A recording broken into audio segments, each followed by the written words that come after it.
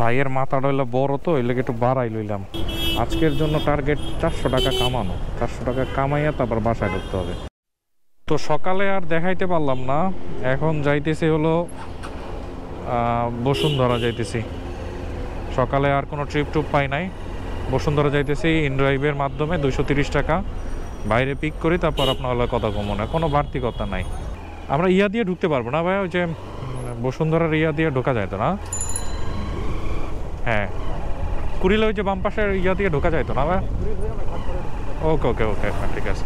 অফিসের পরে এখন মোটামুটি টার্গেট হলো আজকের জন্য টার্গেট 400 টাকা কামানো। 400 টাকা কামাইয়া তারপর বাসায় ঢুকতে হবে, কারণ টাকার দরকার আছে। চলেন দেখি ওই পরে যাত্রী পাই কিনা। বাইরে পিক করলাম, নিয়ে যাইতেছি। এখন বাজে 5:21, মনে হয় আধা ঘন্টার মতো লাগবে যাইতে যেতে। নর্থ সাউথে যাবে আর কি।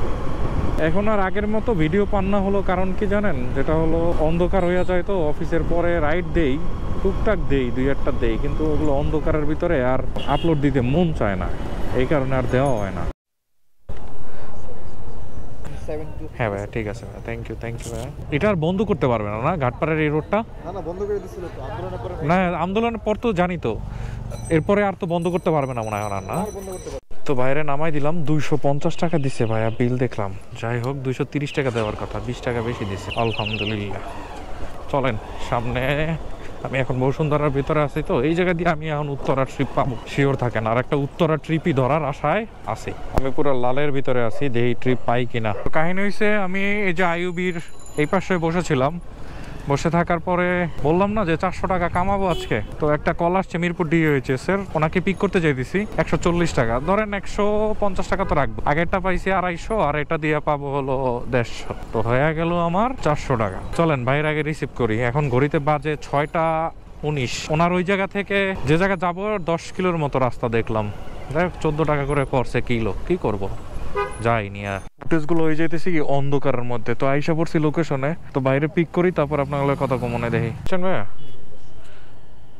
পিক করলাম বাইরে, চলেন অন্ধকারের ভিতর থেকে আলোর পথে যাই। ওই পাশে প্রচুর পরিমাণে যাবো, এটি দিয়ে ঢুকবো।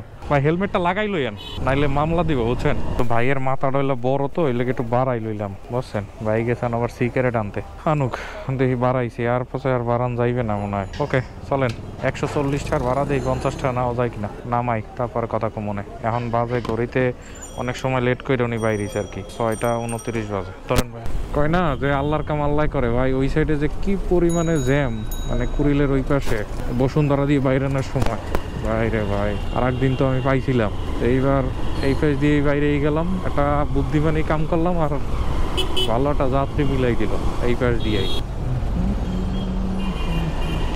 ওই পাশে ওই যে ফুটওভার ব্রিজ একটা পাশে, এটা দিয়ে পার হবে না, নিচ দিয়েই পার হইতে হবে। এখন কি কমল রে ভাই, এখন কথা।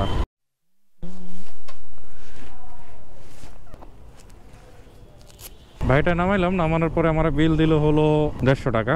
140 টাকা এই করছিল, তো 11 কিলো রাস্তা 150 টাকা, ঠিক আছে। আর আমার বাসার এইদিকেই তো মিরপুর DOHS। আর এখন যাব পঞ্চবতীর দিকে। পঞ্চবতীর দিকে যাইয়া তারপর একটু সময় বসবো, বৈশা মনে হয় না যাত্রী পাবো, আশা করি।